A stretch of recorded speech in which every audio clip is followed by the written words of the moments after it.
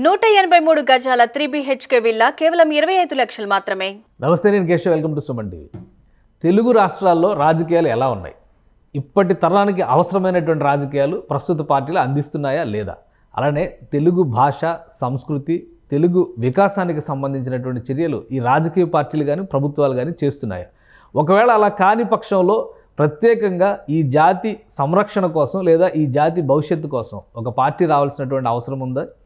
అవసరం ఉంది ఖచ్చితంగా అని చెప్తున్నారు కవి జొన్నవిత్తుల రామలింగేశ్వరరావు గారు. అందుకోసమే జై తెలుగు అనేటువంటి పార్టీని పెట్టారు. జై తెలుగు అంటూ ప్రతి ఒక్కరూ నినదించాలని చెబుతున్నారు. ఈ రాజకీయ వ్యూహాల్లో భాషా సంస్కృతులతో పోరాటం ఎంతవరకు నెగ్గే అవకాశం ఉంది? ఈ అంశం పైన నేరుగా ఆయన్నే అడిగి తెలుసుకుందాం. మనతో పాటు జొన్నవిత్తుల రామలింగేశ్వరరావు గారు ఉన్నారు. నమస్కారం సార్. నమస్కారం అండి. జొన్నవిత్తుల గారు, ఏంటి రాజకీయాలు అంటే మీ పేరు వినగానే ఒక కవి, అలానే సినిమా పాటల రచయిత, ఇలా డిఫరెంట్ పార్శ్వాలు చూసాం. అలానే సామాజిక అభ్యుదయం గురించి మాట్లాడేటువంటి వ్యక్తి, రాష్ట్ర విభజన అనేటువంటి నినాదాలు, ఉద్యమాలు జరుగుతున్నటువంటి సమయంలో కూడా మీ పాత్ర ఏంటనేది ప్రజలందరికీ తెలుసు. ఇప్పుడు కొత్తగా ఈ రాజకీయ పార్టీ అనేటువంటిది అంటే కొత్తగా అరంగేట్రం చేస్తున్నారా రాజకీయాల్లోకి? ఇక అయిపోయింది అది. ఏంటి ఈ పార్టీ, ఏంటి, ఎందుకు పెట్టాలనుకుంటున్నారు? భాషా సంస్కృతి అలానే తెలుగు జాతి పరిరక్షణ కోసం ఒక రాజకీయ పార్టీ ఉండాలి అంటున్నారు. ఏంటి జై తెలుగు పార్టీ పెట్టడం వెనక ఔచిత్యం ఏంటి? దాని లక్ష్యం ఏంటి? మీ మాటలోనే చెప్పండి. మొట్టమొదట మన ఆంధ్రప్రదేశ్లో చూసినట్లయితే, ముఖ్యంగా 2 తెలుగు రాష్ట్రాల్లో మన సంస్కృతి, భాష ఈ 2 కూడా మసకబారిపోయినాయి పూర్తిగా. అవి లేకుండా ఒక జాతి దాని అస్తిత్వాన్ని నిరూపించుకోలేదు. అవి లేకపోతే దాని అస్తిత్వం కోల్పోయినట్లే. అలా ఇప్పుడు ఈ ఆంధ్రప్రదేశ్ అనేటువంటిది ముఖ్యంగా భాషా సంస్కృతులతో ప్రారంభిస్తే దాని ఉనికినది దాదాపుగా కోల్పోయింది. ఆ తర్వాత అభివృద్ధి, ఇంకా ఇతరమైనటువంటి ప్రగతి ఏమన్నా ఉన్నదే అని అంటే పోనీ అది చూస్తే దానికి సంబంధించి కూడా బోల్డ్ అని విమర్శలు ఉన్నాయి. మనకు కనిపిస్తూనే ఉంది పరిస్థితి. వీటన్నిటినీ నేను దృష్టిలో పెట్టుకుని ఇవాళ ఎవరు చూసినా కూడా వాళ్ళకి అధికారం కావాలి, వాళ్ళు పరిపాలించాలి, ఇంతే. ఇంకా వేరే ఏం ఎజెండా లేదు. లేదా ఇంకొకరిని దించేయాలి. ఇంకొకరిని దించటం కోసమే మనం చేసే కృషి అంతా. లేదా మనం అధికారంలోకి రావటం, లేదంటే ఎవరినన్నా అధికారంలోకి తీసుకురావటం, ఈ అంశాల మీదే ఉన్నది తప్ప అసలు ఒక పార్టీ ఎందుకు? ప్రజలకి ఏం చేయాలి? ప్రజలకి ఏదైనా సంక్షేమము, వేరే ఏదైనా ప్రజా అవసరాలని, ప్రజా సమస్యల్ని తీర్చటం వరకేనా పార్టీ? దీని బాధ్యతలు ఏమిటి అనేటువంటిది విస్తృతమైనటువంటి ఆలోచనలతో ఎవరూ సాగట్లేదు. దీనివల్ల మన ఉనికినే కోల్పోయాం. దీనికి ఒకసారి నేను చాలా బాధపడి ఇవాళ మనదైనటువంటి అస్తిత్వాన్ని నిరూపించుకోవాల్సినటువంటి అవసరం వచ్చింది. ఏది చెప్పినా విననటువంటి స్థితిలో పాలకులు ఉన్నారు. ఒక కవిగా భాష గురించి కానీ, సంస్కృతి గురించి కానీ ఏ విషయం చెప్పినా కూడా ఒక కవి చెప్పిన దానికంటే ఒక రాజకీయ వేదికని ఏర్పాటు చేసుకుని దాని మీద నుండి మనం మాట్లాడితే ప్రజల్లోకి వెళ్ళటానికి, పరిపాలకులకి అది బాగా వాళ్ళ మనస్సులో నాటుకుంటానికి అది బాగా దృఢంగా ఉంటుందని చెప్పి చేశాను. జై తెలుగు అంటే అసలు ఇప్పుడున్న పరిస్థితుల్లో తెలుగు రాష్ట్రాల్లో భాష గురించి ఉన్నంత నిర్లక్ష్యం మరి ఎందులోనూ లేదని చెప్పొచ్చు మనం. ప్లస్ భాషని ఉద్ధరించడం ద్వారా రాజకీయం లేదా ప్రజల జాతి వారికి సంబంధించినటువంటి పరిస్థితులు, సామాజిక స్థితిగతులు మారతాయి అనుకోవడానికి అసలు అవకాశం ఉందా? అన్నీ బాగుపడతాయండి. అన్నిటికీ మూలం ఏదో అది పట్టుకున్నాను నేను. వీళ్ళందరూ అన్నిటికీ మూలమైందని వదిలేశారు వాళ్ళు. నేను ఒక కవిగా నేను దాదాపు 24 శతకాల పైన రాసి, ఎన్నో పాటలు రాసి, ఎన్నో సభలు, ఎన్నో దేశాలు తిరిగి ఎంతోమందితో గౌరవింపబడుతూ, నేను గౌరవింపబడుతున్నటువంటి కారణం ఈ భాష వల్ల. ఈ భాష పరిస్థితి చూస్తే ఎలా ఉన్నదంటే సరిగ్గా భాషలో ఉన్నటువంటి నలుగురు ఐదుగురు కవుల పేర్లు కూడా చెప్పలేకుండా 10వ తరగతి అయిపోతుంది పిల్లలకి. ఈ స్థితిలో 10వ తరగతి కుర్రవాడు 8వ తరగతి పుస్తకం ఇస్తే తెలుగులో 4 వాక్యాలు చదవలేనటువంటి స్థితిలో ఉన్నది. ఇవన్నీ కూడా దానికి సంబంధించినటువంటి అధ్యయన బృందాలన్నీ కూడా వెళ్ళి అధ్యయనం చేసి పరీక్షలు పెట్టి పిల్లలకి వాళ్ళ స్థితిగతులు ఎట్లా ఉన్నాయో అన్నీ కూడా మనకి రిపోర్ట్లు ఇచ్చారు. ఇవన్నీ మీకు తెలుసు. అందుకని తెలుగు అనేటువంటిది కేవలం భాషకి సంబంధించిందే కాదు, భాషా సంస్కృతుల కోసం ఈ పార్టీ. సంస్కృతి అని అంటే అది ఆర్థిక సంస్కృతి కూడా, ఆర్థిక సంస్కృతి, అలాగే వస్త్ర సంస్కృతి, మీకు ఆహార సంస్కృతి, ప్రతిదానికి కూడా సంస్కృతి, ఒక నాగరికమైనటువంటి ఒక జాతికి తరతరాలుగా ఉన్నటువంటి విలువలతో కూడినది సంస్కృతి. అలా ప్రతిదానికి ఒక విధానం ఉంటుంది. ఆ విధానం ఇవాళ పూర్తిగా ఈ పరిపాలన వల్ల కోల్పోయాం. ప్రభుత్వాలు ఇప్పటి వరకు పరిపాలించిన వాళ్ళు దాన్ని సమాజానికి గుర్తు చేయాలి. ఈ నాయకులకి ఈ పార్టీల నాయకులకు కూడా గుర్తు చేయాలి అనేటువంటి ఉద్దేశంతో దృఢంగా. ఏంటంటే ఒకటి, ఇప్పుడు పార్టీలు, రాజకీయాలు, ప్రభుత్వాలు ఇవన్నీ పక్కన పెట్టి చూస్తే ఒక మనిషి బతకాలంటే ఇప్పుడు ఇంగ్లీష్ మీడియం చదువుకోవాలి. ప్రతి చోట అన్ని నగరాల్లో ఉన్నదే ప్రభుత్వాలే నేరుగా ఇంగ్లీష్ మీడియం స్కూల్స్ పెట్టేస్తామని చెప్తుంటే తెలుగు భాష, తెలుగు సంస్కృతి, దీని ద్వారా మనిషి మనుగడ ఉంటుంది, జీవనానికి కావాల్సినటువంటి ఆధారం ఉంటుంది అని చెప్తున్నారు మీరు. అది ఎంతవరకు జనం నమ్మడానికి అవకాశం ఉంటుంది? ఎందుకంటే అమెరికా వెళ్ళాలన్నా, ఏ దేశం వెళ్ళాలన్నా వెళ్ళి ఏం చేస్తున్నారు? ఇంగ్లీషు. అమెరికా వెళ్ళి ఏం చేస్తున్నారు? ఎంతమంది ఎడుతున్నారు? ఇక్కడి నుంచి ఎంఎస్ చదవటం కోసం ఎంతమంది ఎడుతున్నారండి? ఎన్ని లక్షల మంది ఎడుతున్నారు? తక్కువ మంది, అంటే ఓవరాల్గా చూస్తే 3 లక్షల మంది కంటే ఎక్కువ వెళ్ళే అవకాశం. 3 లక్షల మంది డిఫరెంట్ స్టడీస్ కోసం వెళుతున్నారు. ఒక కుర్రవాడు చదువుకోవాలంటే ఎంత అవుతుంది? అక్కడ ₹1 కోటి వరకు అవుతుంది సుమారుగా. దాన్ని 60 లక్షలు వేసుకోండి, 60 లక్షలు వేసుకోండి. 3 లక్షల మంది అంటే 60 లక్షలు అంటే ఎంత అవుతుంది సుమారుగా మీకు? అంటే అది ఎకానమీ ఇంకా చాలా పెద్దగా అయిపోతుంది.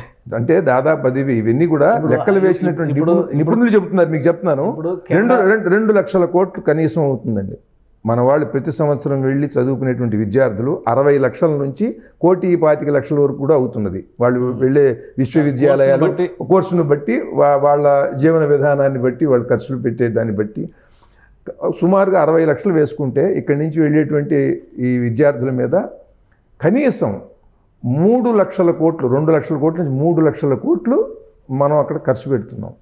ఇది తెలుగు వాళ్ళే ఖర్చు పెడుతున్నాం. తెలుగు వాళ్ళ వరకు చూసుకుంటే దీంట్లో అక్కడ ఉద్యోగాలు ఎన్ని వస్తున్నాయండి?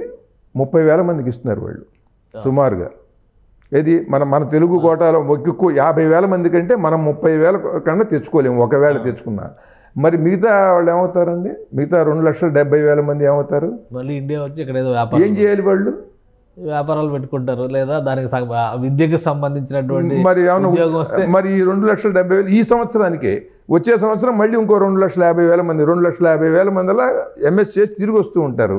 వాళ్ళకి ఉద్యోగ కల్పన ఇక్కడ చేయాలా, ఉపాధి కల్పన ఇక్కడ చేయాలా? మీరు ఇంగ్లీష్ నేర్చుకుంటే మీకు ఉద్యోగాలు వచ్చేస్తాయని చెప్పి మీకు చెప్తాను. దానికి ఏం చేయాలంటే ఇవాళ జపాన్ నుంచి టెక్నాలజీ తెచ్చుకుంటున్నారు, జర్మనీ నుంచి టెక్నాలజీ తెచ్చుకుంటున్నారు, రష్యా నుంచి తెచ్చుకుంటున్నారు. వార్ ట్యాంకులు, వార్ ఫ్లైట్లు, వాటికి సంబంధించినవి మన దేశంలో చేస్తున్నారు. అవునా? ఆ నిపుణులు మన వాళ్ళు కలిసి, మన వాళ్ళు కూడా ఆ టెక్నాలజీ తెలుసుకుంటున్నారు. ఇప్పుడు బ్రహ్మోస్ ప్రాజెక్ట్ ఉంది, రష్యా ఇండియా కాంబినేషన్ తెచ్చుకుంటున్నారు కదా. అలా అక్కడ బోధించేటువంటి ఆ బోధనా పద్ధతులు అవి గొప్పవైతే అక్కడ ఉన్నటువంటి బోధకుల్ని వాళ్ళని మనం ఇక్కడికి పిలిచి ఇక్కడ విశ్వవిద్యాలయాలు నెలకొల్పలేమా? ఇక్కడ మన వాళ్ళు ఏమన్నా తక్కువ మంది ఉన్నారా మేధావులు? ఇక్కడ అధ్యాపకులు ఏమన్నా రాదా? ఇక్కడ అధ్యాపకులే కదా అక్కడికి వెళ్ళి బోధిస్తున్నది కూడా. కనుక ఇక్కడ వాళ్ళని అక్కడ వాళ్ళని కూడా కలిపి ఇక్కడే విశ్వవిద్యాలయం ఏర్పాటు చేస్తే ఇన్ని లక్షల కోట్లు వృధా ఖర్చు ఉండదు కదా. పిల్లలు దూరంగా వెళ్ళి ఎట్లా ఉన్నారో అని తల్లిదండ్రులకి మానసికంగా ఒత్తిడి, దిగులు ఉండదు కదా, పిల్లలకు ఉండదు కదా. ఆ తర్వాత వాళ్ళు అనవసరంగా ఈ ప్రయాణాలు చేసేటువంటి శ్రమ, ఖర్చు ఉండదు కదా. ఇదంతా ఇక్కడ అభివృద్ధిలో భాగం కాదా? ఇక్కడ అధ్యాపకులు అందరూ కూడా. కానీ అంటే ఇవన్నీ చేయాలంటే మీరు ఒక ఎన్జిఓగా ఫైట్ చేయొచ్చు, లేదా ఒక సామాజిక అభ్యుదయ కార్యకర్తగా మీరు చేయొచ్చు. రాజకీయ పార్టీ పరంగా ఇవన్నీ చేయడానికి ఎంతవరకు అవకాశం ఉంటుంది? మీకు ఎప్పుడు ఉంటాయండి. ఎప్పుడు రాజకీయ నాయకుడు ఎవడన్నా చేస్తాడా? ఇది నాయకుడు ఒక ఆలోచన చేస్తాడు. రాజకీయ పార్టీ అంటే లక్ష్యం ఏంటి? నాయకుడు ఆలోచన చేస్తే దానికి తగిన నిపుణులు, యంత్రాంగం ఎప్పుడూ ఉంటుంది. తన ఆ నాయకత్వంలో తను తీసుకున్న నిర్ణయం మీద ఆ నిపుణులు ఎంతవరకు సాధ్యమవుతుంది, ఎంతవరకు కాదు చూసి దాన్ని బట్టి చేస్తారు. చేసినప్పుడు అది ముందుకు ఎడుతుంది. ఎవరన్నా ఒక నాయకుడు పూనుకుని చేస్తాడు ఏమన్నా? ఇల్లు కట్టించడం లాంటిదే కాదు కదా, బోళ్ళంత యంత్రాంగం ఉంటుంది ప్రభుత్వానికి.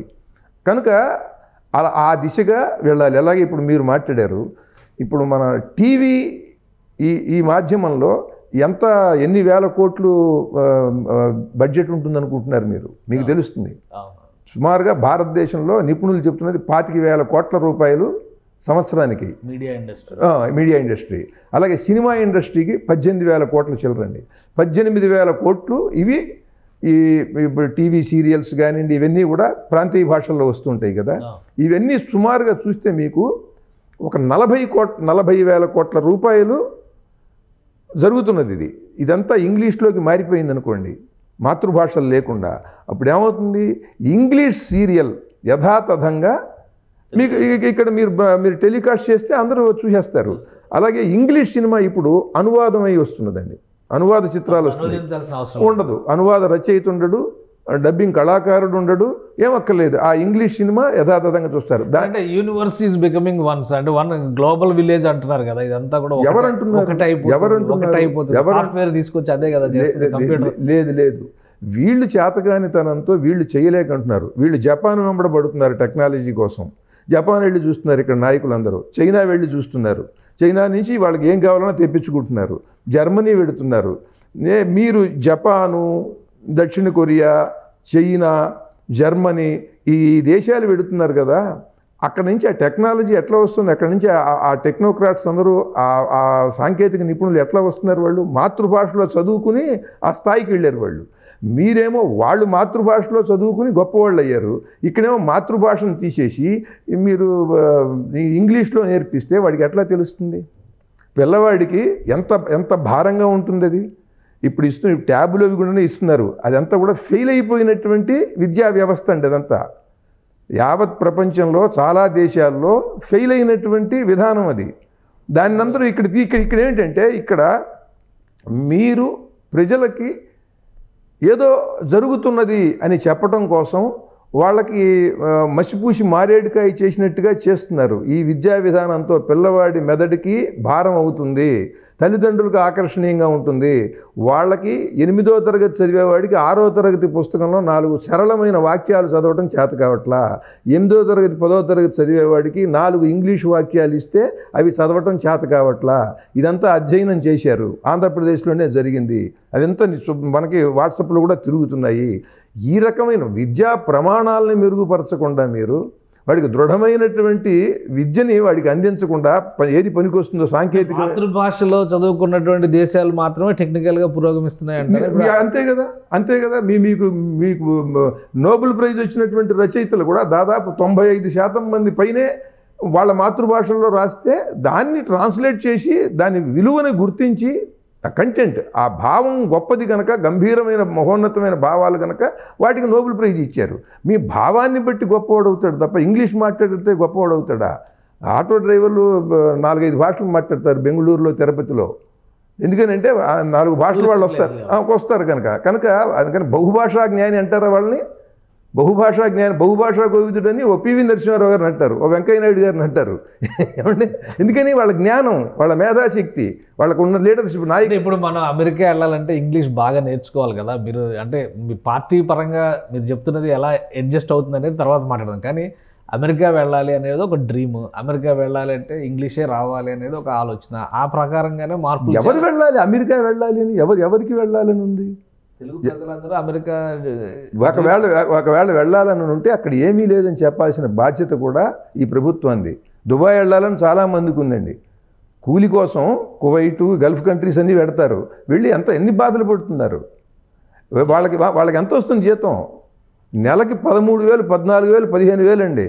మీరు 15,000 రూపాయలు ఇక్కడ మీరు కల్పించలేకపోవటం వల్ల కదా లక్షల మంది గల్ఫ్కి వెళ్తున్నారు. రైట్. మీరు అడగండి, మీరు గల్ఫ్కి వెళ్ళి వర్క్ పర్మిట్ మీద వెళ్ళేవాళ్ళు గల్ఫ్కి కాదు, ఇంత రిచెస్ట్ కంట్రీ సింగపూర్కి వెళ్ళినా వాడికి ఎంత వస్తుంది అనుకుంటున్నారు? 15,000 లోపు. 15,000 రూపాయలు మీరు ఒక యువకుడికి మీరు సంపాదించేందుకు అవకాశం ఇప్పించలేకపోతే నెలకి 500 కూలి చేసుకున్నా కూడా వస్తుందండి 15,000.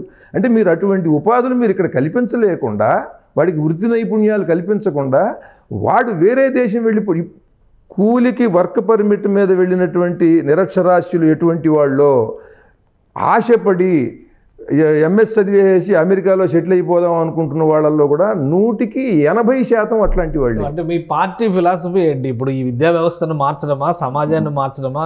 అసలు పూర్తిగా పార్టీ అంటే ఒక రాజకీయ పార్టీ అంటే ఒక స్ట్రక్చర్ ఉండాలి, మీతో పాటు కొంతమంది ఒక కార్యవర్గం ఉండాలి, ఒక వ్యవస్థ ఉండాలి.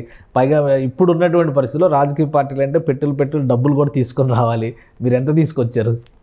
నేనేం తీసుకురాలేదు, కానీ మీరేమన్నా ఇస్తే తీసుకుంటా పార్టీ నడపడానికి. తప్పకుండా. అంటే అందరూ ఏమనుకుంటున్నారంటే ఇది ఒక దురవగాహన ప్రజల్లో కల్పించారండి.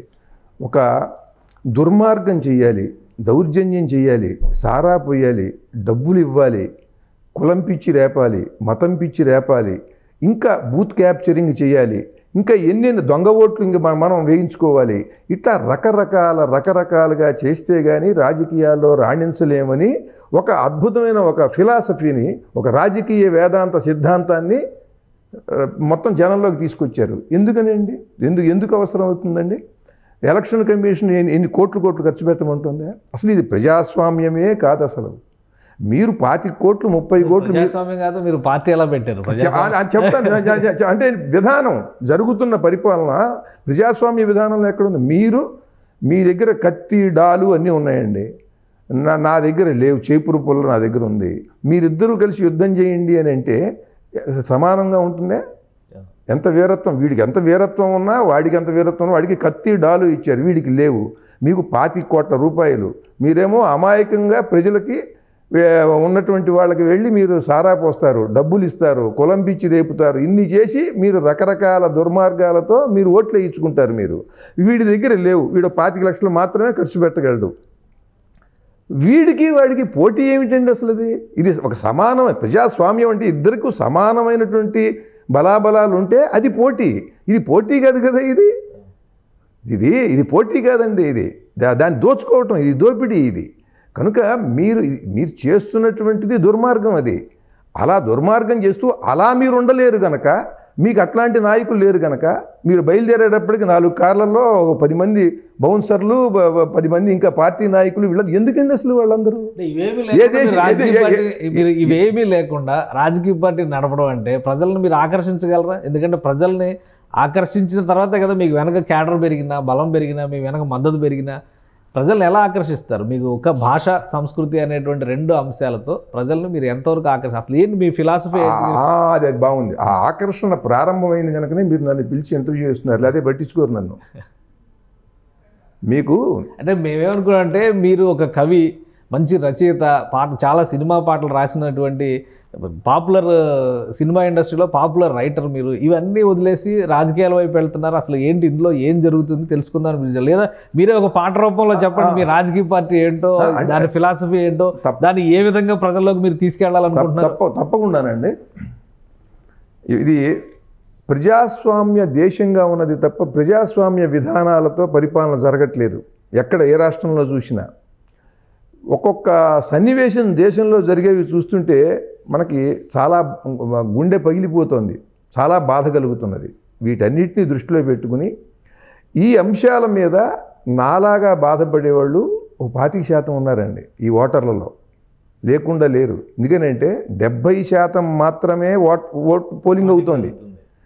మిగతా ఒక 10% ఏదో ఆసుపత్రిలో ఉన్నవాళ్ళు, ఊళ్ళు వెళ్ళేవాళ్ళు, వేయలేని స్థితిలో ఉన్నవాళ్ళు, లేకపోతే సేవ చేస్తూ ఆసుపత్రిలో ఉండిపోయిన వాళ్ళు తీసేసిన 20% వేయట్లా. ఈ 20% ఎందుకని వేయట్లా? అది ఎవరన్నా ఆలోచించారా నాయకులు? ఎవరైనా సరే నీకు దమ్ముందా, నీకు ధైర్యం ఉందా, రకరకాల ఛాలెంజ్లు విసురుతున్నారు. వీళ్ళకి నిజంగా దమ్ము ఉంటే, వీళ్ళకి నిజంగా బుద్ధి జ్ఞానం ఉంటే ఆ 20 మందిని వచ్చి ఓటేసి చేసుకోగలరా? చేసుకోలేరు. ఈ విధానాలతో వాళ్ళు విసిగిపోయి వాళ్ళకి అసహ్యం పుట్టి వాళ్ళు రావట్లా. వాళ్ళు డబ్బు తీసుకోవట్లా. చూడండి, ఆ 20% మందికి డబ్బు చేదా? వీళ్ళు ఇచ్చే ఓటు స్వామ్యం మీద వాళ్ళకి పెద్ద ఆసక్తి అది ఎందుకని లేదు? వీళ్ళ వల్ల, వీళ్ళ నిర్వాహకం వల్ల, వీళ్ళు చేసిన పార్టీల నాయకులు రాజకీయ వాళ్ళ వాళ్ళ వాళ్ళ విధానాలు, వాళ్ళ పరిపాలనలు, వాళ్ళ మాటలు, చేష్టలు చూసి వాళ్ళు రావట్లా. మీరు చూడండి, వాళ్ళు డబ్బులు తీసుకోవట్లా, సారా బాటిల్ ఇస్తే తీసుకోవట్లా, వాళ్ళకి కులం పిచ్చి లేదు. ఈ ఓట్లు, ఈ 20% ఓట్లు అయిన వాళ్ళు ఏదో ఒక్క కులం వాళ్ళు కాదు కదా, అన్ని కులాలు అన్ని మతాల్లోనూ ఉంటారండి. వాళ్ళు కులం పిచ్చి లేదు వాళ్ళకి. వాళ్ళ కులం నాయకుడు కూడా ఉంటాడు వీళ్ళల్లో, కానీ వాళ్ళ వెయిట్లా మతం పిచ్చి లేదు. వాళ్ళు ఏమీ చూడటల్లా. వీళ్ళెవళ్ళు సవ్యంగా లేరు. వీళ్ళు ఎవడొచ్చినా ఒకటే, ప్రజలకు అన్యాయం చేస్తున్నారు. వీళ్ళకి మనం వేసి అనవసరంగా అలాంటి వాళ్ళు ఇప్పుడు తప్పకుండా. ఇంకోటి, అటువంటి వాళ్ళు వచ్చి ఓటు వేయటానికి అసలు పార్టీ ఉందా? మీరు చెప్పండి. అటువంటి వాళ్ళు ధర్మం కోసం నిలబడ్డాడు, ఈ పార్టీకి ధర్మబద్ధమైన ఆశయాలు ఉన్నాయి అని అనుకునేందుకు ఒక్క పార్టీని చెప్తారా మీరు? ఇవాళ పరిపాలిస్తున్న పార్టీ కానీ, లేకపోతే పరిపాలించాలి, మనం అధికారంలోకి రావాలనుకున్న పార్టీ కానీ, వాళ్ళ ఆశయాలు ఏమిటండి? ఆయన దించేసేయటం మన ఆశయమా? మిమ్మల్ని దించేసేయటం నా ఆశయం అండి. నేనేం చేయాలి? నేను, నా భాష ఎట్లా ఉంది, నా దేవాలయాలు ఎట్లా ఉన్నాయి, నా నదీ జలాలు ఎట్లా ఉన్నాయి, నా ఆహారం ఎట్లా ఉందండి? మంచి గాలి, మంచి నీరు, మంచి ఆహారం ఇవ్వగలుగుతున్నదండి ప్రభుత్వం. మంచి గాలి, ప్రకృతిలో భగవంతుడు ఇచ్చేటువంటి గాలిని పొల్యూట్ చేసేసి దాన్ని బీభత్సంగా, అది పీలిస్తే చస్తారా, ఈ నగరంలో ఉంటే 10 ఏళ్ల ఆయుష్ తగ్గుతుంది, ఈ నగరంలో ఉంటే 8 ఏళ్ల ఆయుష్ తగ్గుతుందని లెక్కలు మాత్రం చెబుతున్నారు మీరు.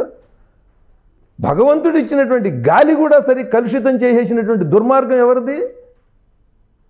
మంచి నీరు ఇవ్వగలరా మీరు? మంచి గాలి ఇవ్వగలరా మీరు? మీరు అవేవో ఇస్తాం ఇవేవో ఇస్తాం అంటారేంటి?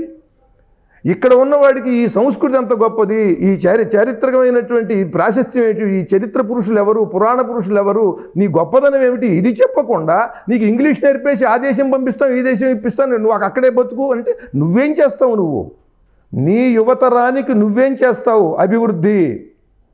సో మీరేం చేస్తారు చెప్పండి. జై తెలుగు పార్టీ తరపున మీరేం చేయాలనుకుంటున్నారు? మీ పాలసీ ఏంటి, మీ ఫిలాసఫీ ఏంటి, మీ ఐడియాలజీ వెనకాల జనం ఎందుకు రావాలి అది చెప్పండి. తప్పకుండా. ఇంకొకటి, అది చెప్పే ముందు అసలు ఇది ఎందుకు పెట్టాననేటువంటిది ఒక పాటలో చెప్పండి. ఇవేవీ లేకుండా ఉంటే ఈ దేశంలో అసలు ఈ పార్టీ అవసరమే లేదు, నేను పెట్టను. ఓకే. పెంట పెంట చేశారు ప్రజాస్వామ్యము, కంపుగొట్టిపోతోంది దేశం మొత్తము. పెంట పెంట చేశారు ప్రజాస్వామ్యము, కంపుగొట్టిపోతోంది దేశం మొత్తము. అన్ని పార్టీలకుంది భాగస్వామ్యము, ఇందులో అన్ని పార్టీలకుంది భాగస్వామ్యము. అది మార్చేందుకే జై తెలుగు ఆవిర్భావము, అందుకే జై తెలుగు ఆవిర్భావము. కోట్ల మంది శత్రువులకి పౌరసత్వము. ఎన్ని కోట్ల మందికి ఇచ్చారండి పౌరసత్వం? సరిహద్దుల నుంచి దాటి వచ్చిన వాళ్ళకి కోట్ల శరణార్థులు కదా, మరి ఆదుకోవాలి కదా. అదే అదే అందరు శరణార్థుల్లో ఎంతమంది ఉన్నారు? అసలు రణార్థులు ఎంతమంది ఉన్నారు శరణార్థుల్లో? కోట్ల మంది శత్రువులకి పౌరసత్వము, వేల మంది చవటలకి వారసత్వము. కోట్ల మంది శత్రువులకి పౌరసత్వము, వేల మంది చవటలకి వారసత్వము. భవిష్యత్తు అమ్ముకునే బానిసత్వము, నోరు పైకి లేవని నపుంసకత్వము. మనకెందుకులే అనే మనస్తత్వము, ఆ సేతు హిమాచలం అరాచకత్వము. ముష్టి చిప్ప చేతికిచ్చి ప్రతి ప్రభుత్వము, భ్రష్టుబట్టిపోయింది నాయకత్వము. రాజ్యాంగం మాట వినని రాక్షసత్వము, వెంట్రుక ముక్కలకి కూడా వాక్స్వాతంత్రము. పెంట పెంట చేశారు ప్రజాస్వామ్యము, కంపుగొట్టిపోతోంది దేశం మొత్తము. దోచేశారు అన్ని దేవాలయాలు, దిగజార్చారు విశ్వవిద్యాలయాలు. గాలికి వదిలేశారు గ్రంథాలయాలు, నమ్మనట్టు చేశారు వైద్యాలయాలు. నరకంగా మార్చారు నదీ జలాలు, విషంతోటి నింపారు పీల్చే గాలులు. చేపల చెరువులు చేసి పంట పొలాలు, ఓటర్లని చేశారు లంచగొండులు. పాలిస్తున్నారు ప్రజాస్వామ్యాసురులు, బలి చేస్తూ మనతరము భావితరాలు. పెంట పెంట చేశారు ప్రజాస్వామ్యము, కంపుగొట్టిపోతోంది. సో అంటే ఇలా ఇలా మీరు చెప్తే ప్రజల్లో, ఎందుకంటే ఇప్పటి వరకు చాలా మంది ఈ ప్రయత్నం చేయలేదంటారా? లోక్సత్తా పార్టీ కానీ ఎన్నికల సంస్కరణ వాటి గురించి నాకెందుకండి. ఒక విషయం ఇంకోటి, వాళ్ళు సక్సెస్ అయితే నేను ఎందుకు వస్తాను? ఇప్పుడు నడుస్తున్నటువంటి అలా చేయటం మొదలుపెట్టి వాళ్ళు విజయ పదంలో ఉంటే నేను తప్పకుండా వాళ్ళకే మద్దతు ఇస్తాను, వాళ్ళతో ఉంటా. అలా నేను చెయ్యాలి. సరే, ఇప్పుడు నడుస్తున్నటువంటి పార్టీలపైన మీ అభిప్రాయం ఏంటి? ఇప్పుడు రాష్ట్ర విభజన అనేటువంటి అంశం దగ్గర నుంచే మనం ఊరికే మాట్లాడదాము. రాష్ట్రం ఏర్పడిన తర్వాత తెలంగాణ 10 ఏళ్లలో మంచి ప్రగతి సాధించింది అనేది, ఎన్నికల్లో ఓటమి అనేటువంటి అది ఓకే, గెలవడం ఓటమి అనేది ప్రజాస్వామ్యంలో సహజం. మీ అభిప్రాయం ఏంటి? తెలంగాణను పరిపాలించినటువంటి పార్టీలపైన మీ అభిప్రాయం ఏంటి? పార్టీలపైన ఒక పార్టీగా 10 ఏళ్ళు అదే ఇక్కడ పాలించినటువంటి పార్టీ పైన ఇప్పుడు మళ్ళీ గెలిచి కొత్త పార్టీ అధికారంలోకి వచ్చింది. చాలా గొప్పగా పరిపాలించారు వాళ్ళు. పరిపాలనకి సంబంధించి వాళ్ళకి ఏ అనుభవం లేకుండా ఒక జాతీయ పార్టీ అయితే చాలా అనుభవజ్ఞులు, పైనుంచి ఆదేశాలు, సూచనలు, సలహాలు ఉంటాయి. ఏమీ లేకుండా స్వతంత్రమైన వైఖరితో ఇక్కడ భాషకి, ఇక్కడ సంస్కృతికి ఒక ప్రత్యేకతను తీసుకొచ్చారు. అదే సమైక్యాంధ్రలో ఉన్నట్టయితే యాదగిరిగుట్ట అంత వైభవంగా, అంత అద్భుతంగా జరిగేది కాదు. చాలా దేవాలయాలకు ఆయన బాగా చేశాడు. భాషకి ప్రత్యేకమైనటువంటి అగ్రపీఠం వేసి నిలబెట్టగలిగాడు ఆయన. అలా ఆయన చేసినవి కూడా అద్భుతంగా ఉన్నాయండి, దాంట్లో ఇదేం లేదు. మరి ఎందుకు ఓడిపోయారు అంటే ఇప్పుడు దానికి నేను అనలిస్ట్, దానికి దానికి ఏమవుతుందంటే ప్రజల్లో ఎప్పుడు కూడానండి రామాయణాన్ని అందుకని ఆదర్శంగా తీసుకోవాలి. రామాయణాన్ని ఆదర్శంగా తీసుకోవాలి. మీరు అడిగారు కనుక చెప్తున్నాను, నాకేమీ ఇదేం లేదు. ఎంత సమర్థులైనా సరే ఆయన కుమారుడు, ఆయన కుమార్తె, ఆయన మేనల్లుడు ఆయనకి డ్రాబ్యాక్ అయ్యారు.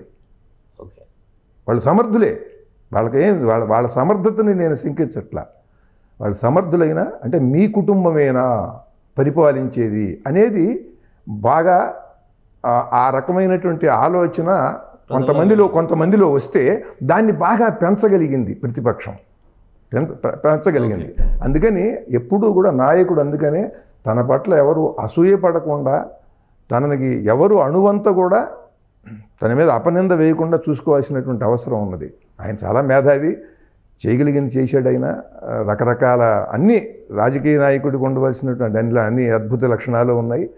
రాజనీతిజ్ఞుడు చేశాడు. కానీ మమ్మల్ని కలుసుకోనివ్వటం లేదు, ఇటువంటివి ఉంటాయి కదా, అహంకారి, ఇటువంటివి. ప్రజాస్వామ్యం లేకపోవడం అనేది అదేనా? ప్రజాస్వామ్యం అక్కడ ఉంటుందండి. ప్రజాస్వామ్యం ఏంటి చెప్పండి, నాకు అర్థం కాదు. అందరి ఆలోచనలు అందిపుచ్చుకుంటారా? ఒక మనిషితో కూర్చుని చర్చించి ఆయన చెప్పేది అర్థం చేసుకోగలరా అసలు ఎవరన్నా? ఆయన చెప్పేది అర్థం చేసుకోవటం, ఆయనకి తిరిగి ఒక సూచన చేయటం, ఇటువంటి ఎవరికి ఉంటుంది? అట్లాంటి వాడిని ఎవడు వదులుకోడు. వాళ్ళని పిలుస్తాడు, వాళ్ళతో తప్పకుండా ఆ సమాలోచనలు చేస్తారు, ఎవరు చేయకుండా ఉండరు. అది ఏదో అలా జరిగింది. అది మీకు ఇంకో మాట చెప్తాను, దీనికి కారణాలు అన్నారు కనుక ఎన్టీ రామారావు గారి దగ్గర నుంచి రావాలి. అంటే మీరు పార్టీలు అన్నారు కనుక నాకున్న ఏ అవగాహన ఉందో మీకు తెలుస్తుంది, జనానికి తెలుస్తుంది. ఎన్టీ రామారావు గారు ఆంధ్రుల ఆత్మగౌరవం అని చెప్పి ఒక నినాదం ఇచ్చి అధికారంలోకి వచ్చారు. ఏమిటి ఆయన రావడానికి కారణం ఏంటి చెప్పండి? కాంగ్రెస్ వాళ్ళు బాగా చేయట్లేదనే కాదు, ఆంధ్రుల ఆత్మగౌరవం. మీరెక్కడో ఉండి ఢిల్లీలో పరిపాలించడం ఏంటి, మా పరిపాలన మేము చేసుకుంటామని వచ్చాడు ఆయన. వచ్చినప్పుడు ఆయనకున్నటువంటి ఒక మహానటుడుగా ఆయనకున్నటువంటి అద్భుతమైన సమ్మోహన శక్తి, ఈ మాట, ఇవన్నీ తోడై అందరూ ఆయనకి ఆమోదం ఇచ్చారు, అద్భుతంగా ఇచ్చారు. ఇచ్చిన తర్వాత ఆంధ్రుల ఆత్మగౌరవం ఎక్కడి దాకా వెళ్ళిందంటే ఆయన తెలుగు మహిళా మరుగుదొడ్లు అని రాయించాడు ఆయన. మరుగుదొడ్లు అంటే చాలదా? మహిళల మరుగుదొడ్లు అంటే చాలా, తెలుగు మహిళా మరుగుదొడ్లు చెప్పండి. దాని మీద బోల్డెన్ జోకులు అనే తమిళ మహిళలు ఎవరన్నా వస్తే, చుట్టాలు ఎవరన్నా వస్తే వాళ్ళు వెళ్ళవరా అనేది కూడా ఉంటుందిగా. అంటే తెలుగుకి అంత ప్రాధాన్యం ఇచ్చి ఆత్మగౌరవం అని చాటినటువంటి నాయకుడు ఆయన. తర్వాత చంద్రబాబు నాయుడు గారు వచ్చారు. వచ్చిన తర్వాత ఏమైంది? ఆత్మగౌరవ నినాదం పక్కకి వెళ్ళిపోయి అభివృద్ధి, హైటెక్, జన్మభూమి, పచ్చదనం, పరిశుభ్రత, పనికి ఆహార పథకం, శ్రమదానం, ఇట్లా మానవాహారం, ఇట్లా ఒకటేమిటి 100 పథకాలు పెట్టేసి బిల్ గేట్స్ని తీసుకొచ్చి, బిల్ క్లింటన్ని తీసుకొచ్చి హైటెక్ సిటీ కట్టి ఆయన ఎప్పటికప్పుడు ఒక మెస్మరైజ్ చేసేవాడండి. ఎప్పటికప్పుడు ఆ రోజున ఉన్నటువంటి ప్రతిపక్షాల వాళ్ళు కూడా అసలు ఈ చంద్రబాబు నాయుడు గారిని ఎట్లా తట్టుకుంటాం, ఎట్లా అసలు మళ్ళీ అధికారంలోకి వస్తాం అన్నట్టుగా చేశాడు ఆయన. చేయటం వరకు అంత బాగా చేశాడు. అది ఏమైంది అంటే ఆత్మగౌరవ నినాదం అనేటువంటిది పక్కకి వెళ్ళిపోయింది. పక్కకి వెళ్ళిపోయినప్పుడు ఆత్మగౌరవ నినాదం తెలంగాణ వాళ్ళు పట్టుకున్నారు. కేసీఆర్ గారు ఆయన పట్టుకుని ఆనాటి తెలంగాణ వాదాన్ని ఆయన మళ్ళీ వెలికి తీసుకొచ్చి బాగా దృఢంగా నిలబడి అనేక వ్యూహాలు, ఇక్కడ ఉన్న ప్రతి బలహీనతని ఆయన బలం చేసుకున్నాడు. మీకు తెలియంది కాదు. అట్లా ఆత్మగౌరవ నినాదంతో వాళ్ళు అధికారంలోకి వచ్చారు. రాష్ట్రం విభజింపబడింది. అంటే ఆత్మగౌరవ నినాదం వల్లే అధికారంలోకి వచ్చాడు ఎన్టీ రామారావు. ఆత్మగౌరవ నినాదం వల్లే కేసీఆర్ గారు వచ్చారు. ఇవాళ మోడీ గారు కూడా భారత్ నిర్భర్, భారత ఆత్మగౌరవం, ఆయన దేశభక్తిని శంకించేవాడు ఒక్కళ్ళేడు చూడండి. ఆయన మిగతా రాజకీయ విధానాలు, ఆర్థిక విధానాలు మీరు వ్యతిరేకించవచ్చు, ఆయన దేశభక్తిని ఒక్కడు కూడా వ్యతిరేకించేందుకు లేదు. ఎందుకంటే సరిహద్దుల్ని రక్షణ కట్టుదిట్టం చేయటం కానీ, మిగతా విదేశాలతో ఆయన వ్యవహరించిన విధానం కానీ, అంటే ఏంటి, మీ ఆత్మగౌరవాన్ని నిలబెట్టడం వల్ల గౌరవింపబడతారు. నాయకత్వం అంటే అది.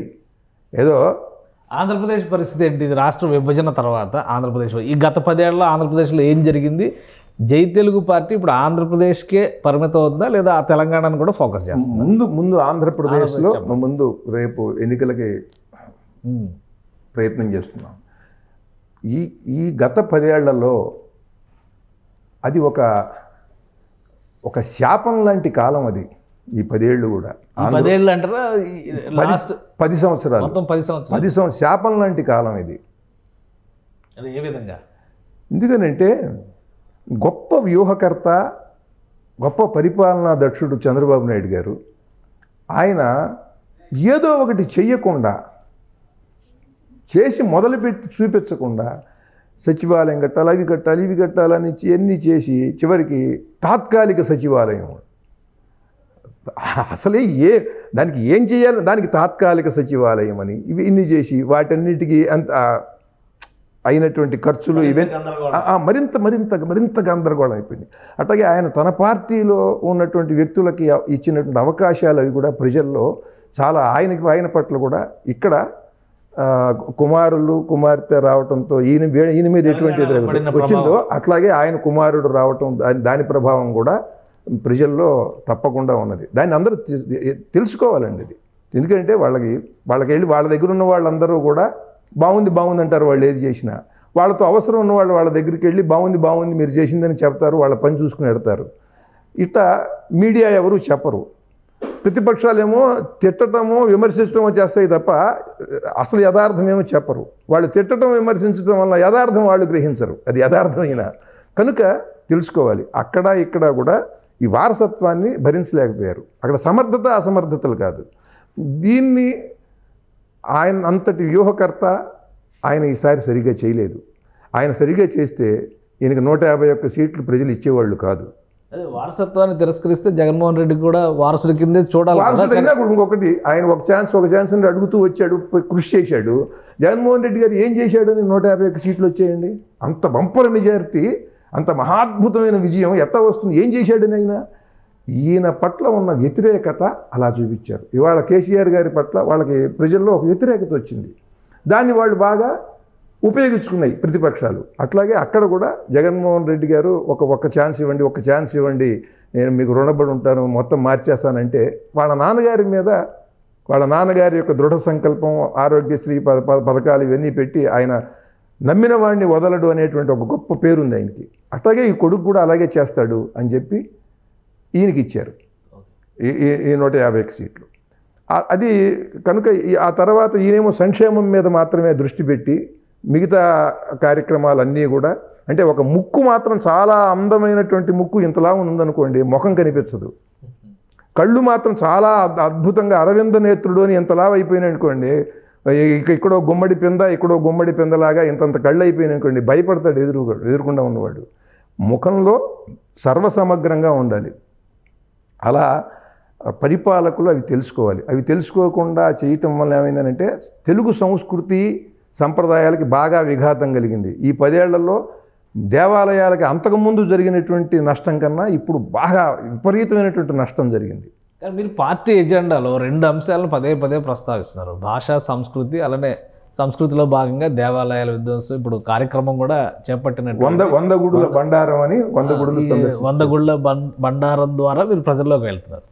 దీనికి అభివృద్ధి నినాదానికి కానీ సంక్షేమానికి కానీ మీ పార్టీ ఏం సమాధానం ఇస్తుంది? కేవలం గుడులు సంస్కరిస్తే ప్రజలకు అభివృద్ధి సంక్షేమం వస్తుందనేటువంటి మాట చెప్పగలడానికి అవకాశం ఉందా? అంటే నేను చేస్తున్న ఒక్కదాన్ని బట్టి మిగతా అంతా అదేనా? ఒక మనిషి పాట పాడుతున్నాడండి, పాట పాడుతున్నాడు, నువ్వు పాట పాడితే ఏమొస్తుంది నీకనంటే, నువ్వు పాట పాడితే ఏమొస్తుంది నీకనంటే, సో ఇదే అంశంతో మీరు ప్రజల్లోకి పాట పాడుతున్నప్పుడు చూశారు మీరు అంతే. మిగతా ఎజెండా చెప్పండి మరి. అది ఎలక్షన్స్ దగ్గరకు వచ్చేసిన ఇంకా 5 నెలల్లో పార్టీల అభ్యర్థులనే ప్రకటించేస్తున్నటువంటి పరిస్థితి ఉంది ఇప్పుడు. ఏమండి ఒక మాట చెప్తాను మీకు, నేను స్పష్టంగా మళ్ళీ చెబుతున్నాను, మిగతా పార్టీల వాళ్ళకు కూడా చెబుతున్నాను, మీరు 20% ప్రజలు ఓట్లు వేయట్లేదు, వాళ్ళని పిలిచి ఓట్లు వేయించుకోగలరా? మీకు ఆ దమ్మున్నదా, ఆ శక్తి ఉన్నదా? డబ్బిచ్చి ఓటు వేయించుకుంటున్నారు, డబ్బు తీసుకునే వాడి దగ్గర. సారా తాగేవాడికి సారా పోయిచ్చి ఓటు వేయించుకుంటున్నారు. డబ్బొద్దు, సారా వద్దు అనేవాడు అక్కడ ఉన్నాడు. ఆ ఓటర్తో మీరు ఓటు వేయించుకోగలరా? 20% ఓట్లు. మీరు 4-5% ఓట్లు ఉన్న వాళ్ళకు కూడా మీరు వాళ్ళని అందరాలు ఎక్కిస్తున్నారు, మీరు నెత్తినెక్కించుకుంటున్నారు. మీరు కానీ ఇంకా ఉన్నారు కదా, ఇంకా చాలామంది ప్లేయర్స్ ఉన్నారు కదా. ఆంధ్రప్రదేశ్లోనే చూస్తే ఇప్పుడు పవన్ కళ్యాణ్ గారు ఒక పార్టీ పెట్టారు, ఆల్మోస్ట్ డబ్బు లేని రాజకీయం. ఆయన కూడా అదే చెప్తున్నారు కదా, నో బడ్జెట్ పాలిటిక్స్ అని, 0 బడ్జెట్ పాలిటిక్స్ అని చెప్పని ఆయన కూడా అదే చెప్తున్నారు. మేము మద్యం ఇవ్వము, బిర్యానీలు పంచము, మా సభలకు జనం తండోపతండాలుగా వస్తున్నారు అనేటువంటి మాట చెప్తున్నారు. గత 10 ఏళ్ళుగా కూడా చూస్తూ ఉన్నాం మనం. దానికంటే భిన్నంగా మీరేం చెప్తున్నారు? దానికంటే ఎవడైనా సరే వాడి ఆశయమే జనాన్ని ఆకర్షిస్తుందండి, వాడి ఆలోచనే. ఎవరైనా వాళ్ళ పార్టీ ఆలోచన ఏమిటో చెప్పమనండి. ఇవాళ అధికారంలో ఉన్నటువంటి పార్టీ ఆశయాలు ఏమిటో చెప్పమనండి. తర్వాత ప్రతిపక్షంలో ప్రస్తుతం ఉన్న ఆ పార్టీ ఆశయం ఏమిటో చెప్పండి. వాళ్ళ ఆశయం ఏమిటో చెప్పమనండి. అసలు ఈ రాష్ట్రాన్ని ఏం చేద్దాం అనుకుంటున్నారు? రాష్ట్ర అభివృద్ధి అంటే చెప్తున్నారు కదా కేశవ్ గారు. నా విషయంలో ఏమంటే జై తెలుగు అంటే సరిపోతుందని నన్ను అంటున్నారు, అన్నీ చెప్పాలంటున్నారు. వాళ్ళు రాష్ట్ర అభివృద్ధి అని అంటే మీరు అది ఒక్కటి సరిపోతుందా? సర్వసమగ్రంగా ఎంత చేయాలి? అలా చేయకపో ఇంకోటి, తెలుగు భాషకి సంస్కృతికి విఘాతం కలగకపోతే కవిత్వం రాసుకునే ఒక కవి జేబులో రూపాయి లేకుండా ఒక రాజకీయ పార్టీ పెట్టాలనేటువంటి ఒక ప్రతిఘటనతో కూడుకున్న ఆలోచన ఎందుకు చేస్తాడండి? రాజకీయ నాయకుల వైఫల్యం కాదా? నా విజయం మాట అలా ఉంచండి, వీళ్ళ వైఫల్యం కాదా? చరిత్రలో ఒక కవి 24 శతకాలు రాసి, ఇన్ని పాటలు రాసి, ప్యారడీలు రాసి, ప్రజల్ని వినోదపరిచి, వాళ్ళకి వికాసం కలిగించి, భాషలో అద్భుతమైనటువంటి ప్రక్రియలు ప్రయోగాలు చేసి, ఈ సాటి కవులతో అవుననిపించుకుని నన్ను విమర్శించిన కవి లేడు. అందరూ నాకు స్నేహంగానే ఉంటారు, అందరూ నాతో, అందరూ నన్ను మెచ్చుకున్న వాళ్ళే. ఇటువంటి కవి ఒక రూపాయి లేకుండా, మీరు అన్నారు కదా, నా దగ్గర కనుక ఓ అరిచేవాళ్ళు లేరు. కాకులు కావు కావు అను అనగానే ఓ అని అరిచేవాళ్ళు, సూర్యుడు తూర్పున ఉదయించును అనగానే ఓ అని అరిచేవాళ్ళు నాకు లేరు. చెబుతున్నానండి. కానీ ఎందుకని నేను చేశాను? నేను పవన్ కళ్యాణ్ పాలిటిక్స్ గురించి మీరు చెప్పట్లేదు. మీరు ఇది మీరు చెప్తుంది అది కాంబినేషన్ ఒకేలా కనిపిస్తుంది కదా. ఆయన చెప్తుంది కూడా రాజకీయాలు, డబ్బు లేకుండా రాజకీయాలు చేయాలంటున్నారు, బిర్యానీలు పంచకుండా, బీర్ బాటిల్స్ ఇవ్వకుండా ఓట్లు వేయించాలంటున్నారు. మీరు ఇప్పుడు అదే పాయింట్. ఆయనని కాదు, ఇంకో ఆయనని కాదు, ఈయనొక్కరే కాదు కదా, ఇంకా చిన్న పార్టీలు పెట్టిన చాలా మంది ఉన్నారు, చాలా మంది ఉన్నారు. ఎప్పుడైనా సరే ఆలోచన, ఒక మనిషి ఆలోచనని బట్టి ఉన్నతుడు అంటారు, ఉన్నతమైన ఆలోచన చేస్తే. అంతేగాని బాగా అంత ఎత్తునున్నవాడిని అనరు కదా. అంత ఎత్తునున్నవాడు ఉన్నతుడు కాదు కదా, శారీరకంగా ఉన్నతంగా కనిపిస్తాడు. అట్లాగే వాళ్ళ ఆశయాలు చెప్పినప్పుడు వాళ్ళు ఏమిటో తెలుస్తుందండి. మనిషి చెట్టు సారం అంతా పండులో దిగినట్టుగా మనిషి సారం అంతా మాటలో దిగుతుంది. వాళ్ళు మాట్లాడే మాటల్లో ప్రజలు అర్థం చేసుకుంటారు. అర్థం చేసుకుని వాళ్ళు ఏం చేయాలో వాళ్ళు చేస్తారు. డబ్బు తీసుకోకుండా, సారా తీసుకోకుండా, కులం పిచ్చి లేకుండా ఓటేసేవాడు ఏం చూస్తాడు? ధర్మం చూస్తాడు. ధర్మం ఉందా? జ్ఞానం ఉన్నదా? ఈ మనిషికి స్థిరత్వం ఉన్నదా? ఈ మనిషికి నిలకడ ఉన్నదా? చెబుతున్నటువంటి దాని హృదయం నుంచి వస్తున్నదా? పవన్ కళ్యాణ్ దగ్గర అవన్నీ లేవంటారా? మీరు ఒకటికి ఒకటి మాట్లాడు. నాలో కూడా అది చూస్తారంటున్నా. నాకు ఎవరన్నా ఓటు వేయాలని అంటే ఏం చూస్తారంటే నా దగ్గర ఏముంది, ధర్మం ఉన్నది. దేశం కోసం ధర్మం కోసం అని చెప్పని ఆల్రెడీ నినాదాలు చేస్తున్నారు. బీజేపీ అంటేనే మీరు చెప్పిన దేవాలయాల పునరుద్ధరణ, ఏం చేశారు వాళ్ళు? ధర్మ సంస్కారాన్ని ఏం చేశారు చెప్పండి, ఏం చేశారు చెప్పండి. మీరు దానికి భిన్నంగా ఏం చెప్తున్నారు? బీజేపీ ఏం చేసింది చెప్పండి. రామ మందిరాన్ని కట్టించారు. ఏం చేశారు? రామ మందిరం కట్టించడం సరేనండి. ఇప్పుడు మీకు చెబుతున్నా, నేను ఈ సమయంలో మీరు అన్నారు కనుక సహజీవనం మీద నేను న్యాయ నిపుణులతో సంప్రదిస్తున్నాను. సహజీవనం మీద కేసేస్తాను. ఈ దేశంలో అది తీసేసేయాలి. సహజీవనం ఏమిటండి? సహజీవనం చేసేటట్టయితే సీతారామ కళ్యాణం చేయటం ఎందుకండి? కోట్ల మంది పీటల మీద కూర్చుని శ్రీరామనవమి నాడు మీరు వేల కోట్లు పెట్టి రామాలయం కట్టించడం ఎందుకు? సహజీవనం అనేటువంటిది ఈ దేశ సంస్కృతికి విఘాతం కలిగించేది. సహజీవనం ఇప్పటివరకు చేసిన వాళ్ళు చాలు, వాళ్ళ వరకు ఆపి ఇక సహజీవనం అనేది కుదరదు. చేసుకుంటే పెళ్లి చేసుకోవాలి. సహజీవనం ఏంటండి? 18 ఏళ్ల పిల్లాడు ఇవాళ వెళ్ళిపోయి పెళ్లి చేసుకుంటే మనం కాదనలేము. వాళ్ళిద్దరు పెళ్ళే చేసుకో సహజీవనం చేస్తామన్నారు అనుకోండి, చట్టం కల్పించింది కదా. వాళ్ళిద్దరు సహజీవనం చేస్తామనంటే ఏం చేస్తారు మీరు? 2-3 ఏళ్ళ తర్వాత వాళ్ళకి ఒకరికొకరికి కుదరక ఏదో కోపంలో కొరతనం కొద్దీ విడిపోయారనుకోండి, వాళ్ళకి పుట్టిన పిల్లాడు సమాజానికి భారం కాదా? ఎవడు పోషిస్తాడు? సహజీవనం ఏమిటండి? అంటే చెబుతా అంటే మేము చెబుతా అంటే సహజీవనాన్ని కూడా అంటే బీజేపీ గవర్నమెంట్ కూడా ఇది ఆలోచించాలి. నేను మీకు చెబుతున్నా, మీరు బీజేపీ ప్రసక్తి తెచ్చారు కనుక భారతీయ జనతా పార్టీ ఈ భారత సంస్కృతిని రక్షించాలంటే వాళ్ళు సహజీవనాన్ని వాళ్ళు నిషేధించాలి. వాళ్ళు లేకపోతే నేను దాని మీద నేను కోర్టుకు కడతానండి. నా ప్రయత్నంలో కూడా ఉన్నా నేను. కనుక మీరు భారతీయ జనతా పార్టీ 100 గుడుల బండారం అని ఇప్పుడు నేను గుడికి తిరుగుతున్నానండి. భారతీయ జనతా పార్టీ పూనుకుంటే భారతీయ జనతా పార్టీ కూడా చేసింది ఆల్రెడీ. ఆలయాల పరిరక్షణ కోసం ఆయన కమలానంద భారతి అని ఒక స్వామీజీ, ఆయన కూడా అన్ని గుడుల పర్యటన చేశారు. అలానే ఎవడైనా రామతీర్థంలో జరిగినటువంటి ఘటనల తర్వాత బీజేపీ నాయకులు కూడా ఇదే చెప్పారు, దేవాలయాలను పరిరక్షించాలి. పరిరక్షించడం అంటే ఏమిటి? వాళ్ళకి నాకు తేడా ఉందండి. ధూపదీప నైవేద్యాలు పెట్టాలి అనే దాని మీద నైవేద్యాలు దేవాదాయ శాఖను రద్దు చేయాలి అన్నారు. దేవాదాయాల కోసం ధర్మం కోసం ఉపయోగించండి. అందరూ చెప్పే మాటలు నేను చెప్పను. అందరూ రాసినట్టుగా పద్యం నేను రాయిలా, అందరూ రాసినట్టుగా పాఠం నేను రాయిలా. అందుకే నాదైనా మంచో చెడో నాకుంది చెబుతున్నాండి. ఆ ప్యారడీలు చాలామంది రాస్తారు, నేను రాయిలా. అలా నా ఆలోచన వేరండి. దేవాలయం చుట్టూ అందరూ పెడతారు, నేను పెడతాను. అది తప్పు. అది ఎవడి శక్తి వాడిది. ఇంద్రధనస్సు వంకరే కుక్కతోకయు వంకరే అని వాడికి ఎవడేమి చెప్పగలడు అన్నాడు పానుగంటి లక్ష్మీనరసింహం గారు సాక్షి ఉపన్యాసాల్లో. ఇంద్రధనస్సు వంకరే నిజమే, కుక్కతోక వంకరే. వంకర అనే ధర్మం రెండిట్లో ఉంది. కానీ దాని ఆ వర్ణ వైవిధ్యం, ఆ వర్ణాల్లో ఉండేటువంటి ఆ దగదగ, ఆ సౌందర్యం, ఆ ఆకర్షణ కుక్కతోకకి లేదు. బాగా కుక్కను పెంచుకునేవాడికి అది తోక కూడా అందంగా ఉండొచ్చు, అది వేరే విషయం. అంటే నేను ఇప్పుడు ఈ ఉపమానాలు ఇవన్నీ చెప్పడం ఒక వ్యక్తిని కానీ పార్టీని కానీ పోల్చడం కాదు, ఈ సహజమైనటువంటి విషయాలు చెబుతున్నా మీకు.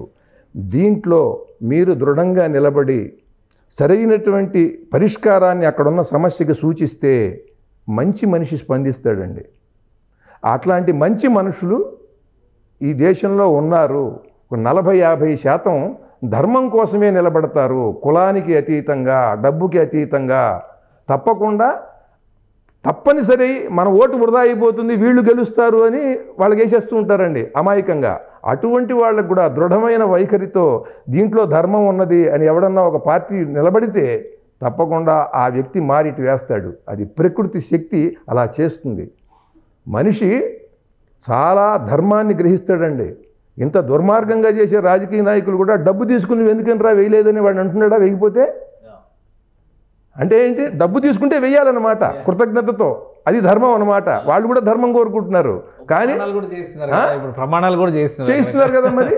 అంటే వాడికి దేవుడు కావాలి, ప్రమాణం, ధర్మము, మాట మీద నిలబడటము, ఇవన్నీ ఉన్నాయి. కనుక అవేవి నాకు డబ్బు వద్దనుకున్న వాడికి ఒక ధర్మం కనిపిస్తే చాలు, వాడు వచ్చి వేస్తాడండి. ఇవాళ ఆ 20% వస్తే ఈ రాష్ట్రం కాదు కదా, ఈ దేశాన్ని మొత్తం తలకిందులు చేసేయచ్చండి. ఏంటి ఆ 20% అట్రాక్ట్ చేయడం కోసం మీ జెండాలో 5 రంగులు పెట్టారు. పంచరంగుల జెండా, 3 రంగుల జెండా గురించి తెలిసి ఇప్పటి వరకు కొన్ని పార్టీలు 2 రంగులు 1 రంగుతో పరిమితం అయినాయి. కానీ మీరు పంచరంగుల జెండా, పంచరంగుల జెండాకి దాని వెనకాల చెప్పాను కదా నేను, దానికి ఒక ప్రత్యేకమైనటువంటి ఆలోచన ఉన్నది.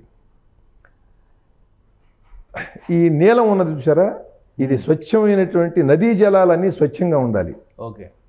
నదీ జలాలు, ఆ నదీ జలాలు స్వచ్ఛంగా ఉండి అలా ప్రవహిస్తుంటే అలా పైనుంచి ఇలా ఈ వ్యవసాయం ఇలా ఇలా పైకి వెళ్ళాలన్నమాట. ఆ నీరు పైనుంచి ఇలా పడుతుంటే ఇది వ్యవసాయం ఇలా ప్రగతి ఇలా పైకి వెళ్ళాలి. ఓకే. వెళ్ళినప్పుడు శ్రమశక్తి అది యువశక్తి, ఇదంతా కూడా ఆ ఎరుపుదనానికి చిహ్నం. అది అది అలా ప్రకాశిస్తే ఈ మూడిటి యొక్క వైభవం బంగారు రంగది, అది పసుపు కాదు. పసుపు కాదు, సౌభాగ్యమేమో పసుపేమో కాదు, లేదండి, బంగారు. బంగారం అంటే బంగారు రంగుని సరిగ్గా మనం తీసుకురాలేం. అది ఇది అంటే రాగి కలపని బంగారం అనుకోండి, అట్లా సుమారుగా. ఇది బంగారు రంగు అంటే దీని వైభవం, ఈ జల వైభవం, అది స్వచ్ఛతకి వైభవం, ఈ వ్యవసాయ వైభవం, అది అలాగే శ్రమశక్తి యొక్క వైభవం. ఈ నాలుగు ఇలా ఉంటే సమాజం చుట్టూ సమాజం స్వచ్ఛంగా తెల్లగా శాంతి భద్రతలతో ఆనందంగా ఉంటుంది. మధ్యలో రథం ఏంటి, ఏదో యుద్ధానికి వెళ్తుందా? వీటి కోసం యుద్ధం చేయడానికి రథం కావాలి. వీటిలో విజయం సాధిస్తే ఊరేగింపుకే చేయాలి. తెలుగు తల్లిని ఊరేగించడానికి రథం కావాలి. అలా తెలుగు తల్లి రథం, ప్రగతి రథం, అది అది అట్లా అక్షరాలు పెట్టారు. అవునండి, ఆలే దానికి చెప్పానుగా. అంటే నీ మాతృభాషతో, నీదైనటువంటి స్వశక్తితో, జ్ఞానంతో నువ్వు ఎదగాలి. ఇప్పుడు మీకు ఆంగ్ల భాషకి సంబంధించినటువంటి సమస్య ఒకటి చెప్తాను మీకు, చిన్న సమస్య. పిల్లలకి వీళ్ళందరూ మసిపూసి మారేడుగా చేస్తున్నారు. బోధించేటువంటి వాళ్ళకే ఇంగ్లీష్ రాదు, పిల్లలకి రాదు. ఇదంతా కూడా ఒక తమాషా. ప్రభుత్వాన్ని ఎవడు ఏం అనలేక, ఏమన్నా అంటే ఎందుకు మనకేమొస్తుందో అని చెప్పి ఎవడు మాట్లాడటల్లా. మాట్లాడే వాళ్ళ గురించి మీడియా కూడా సరిగ్గా ఫోకస్ చేయటల్లా.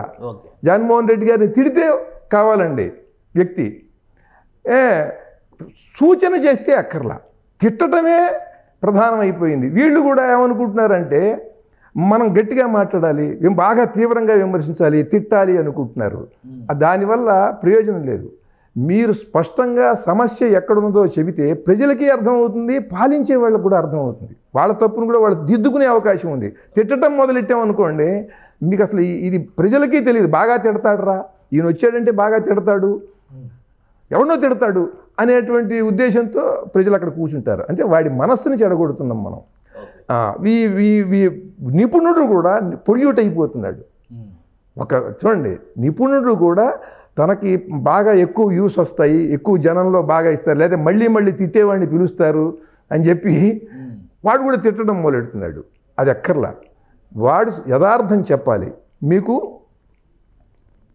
ఒక పిల్లవాడు బడిలో చేరాడండి. బడిలో చేరినప్పుడు వాడికి మామూలు మనందరికీ తెలిసిన కాకి కథ చెప్పారండి. ఒరేయ్, ఎండాకాలం బాగా ఒక కాకికి బాగా దప్పిగా అయిందిరా, దాహం వేసింది. అది అటు ఇటు చూస్తే దానికి ఎక్కడ నీళ్లు కనిపించదా. అక్కడ ఒక కొండ ఉందిరా, ఆ కొండలో ఎక్కడో కింద నీళ్లు ఉన్నాయి. ఆ నీళ్లలో ఎలా ఆ నీళ్లు తాగాలో దానికి తెలియలా.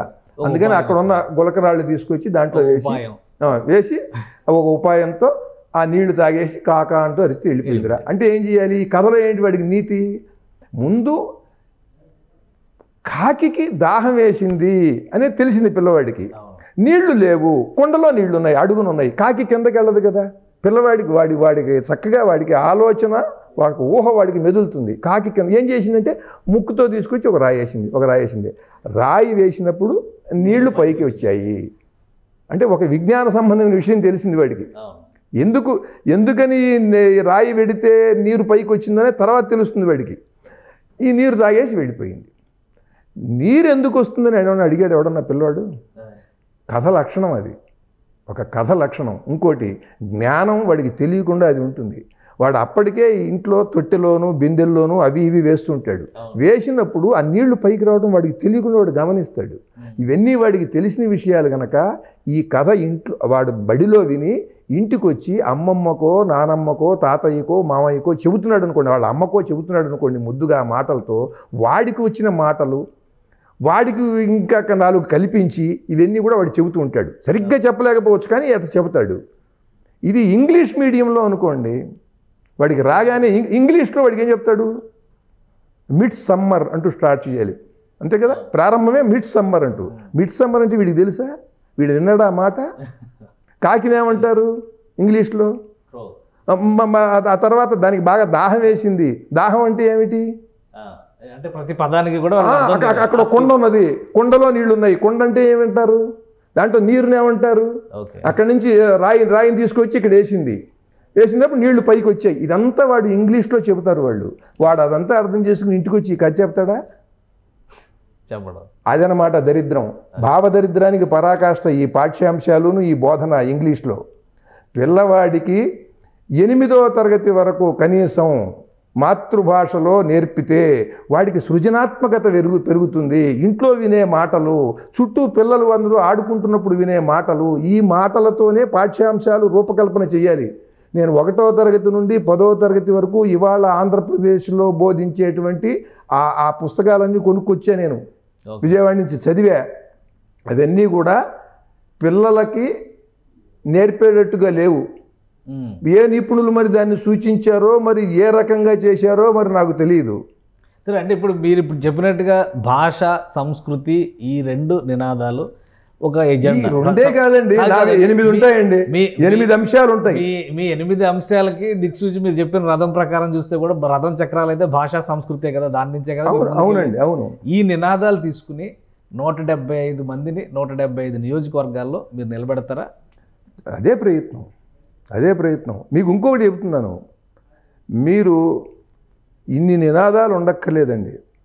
స్వాతంత్ర సమరంలో వందే మాతరం అన్నాడు. ఈ మాతృదేశానికి, మాతృభూమికి నమస్కరించు, వందే మాతరం అన్నాడు. ఒకటే మాట. అది వాళ్ళ హృదయానికి హత్తుకుందండి. ప్రతివాడు వందే మాతరం అన్నాడు. అలా అది 9 ఉండాలా, 10 ఉండాలా, 15 ఉండాలా? 8 సూత్రాలు చెప్తున్నారు కదా, 8 ఉంటాయి. 8 ఉంటాయి. నేను అవి ఇప్పుడే కాదు, దాన్ని తుది మెరుగులు దిద్దుతున్నాను. అష్టైశ్వర్యాలు కావాలా, అష్ట కష్టాలు కావాలా అని అడుగుతాను ప్రజల్ని. అంతే. ఇట్లాగే అష్ట కష్టాలు పడుతూ ఉంటారా?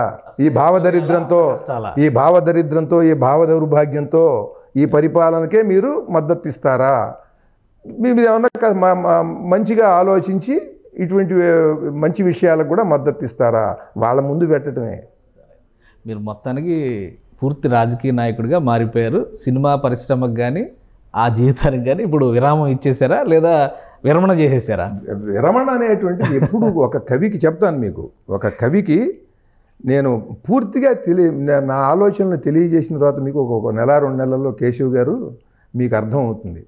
ఇది నా స్వధర్మం కాదు. ఇది నా స్వధర్మం కాదు. బాధ్యత తీసుకున్నారు. కానిది ఎందుకని చేశానంటే, ఎవడికి స్వధర్మమో, ఎవడు సమర్థుడో, ఎవడు మేధావో, ఎవడు వ్యూహకర్తో, ఎవడు శ్రేణుల్ని నడపగలడో వాడు స్వార్థపరుడై ఈ జాతి నాశనం అవటానికి కారకుడవుతున్నాడు. దీన్ని పట్టించుకోవట్లా. నేను నా కుటుంబము, లేకపోతే నేను నా ఆస్తి, నేను నాకు పేరు, అధికారంలో ఉంటే చాలు కదా. అన్ని పేపర్లలో మనమే కదా అడ్వర్టైజ్మెంట్, ఎక్కడెక్కడ పడితే అక్కడంతా మనమే కదా. ఇది ఒక రాష్ట్రము, ఇది ఒక ప్రజా సమూహము, దీనికి ఒక చరిత్ర ఉంది, దీనికి ఒక ప్రాచీనత ఉన్నది. ఎంతసేపు కూడా మనం అధికారంలోకి వస్తే మనదే పథకం, నా పేరుతోనే పథకం, జొన్నన్న పథకం, రేపు వస్తే నేను వస్తే, అంతేనా? అంటే సిగ్గుండాలండి. ఎంతమంది మహనీయులు ప్రాణత్యాగాలు చేసినటువంటి తెలుగు వాళ్ళు ఉన్నారు.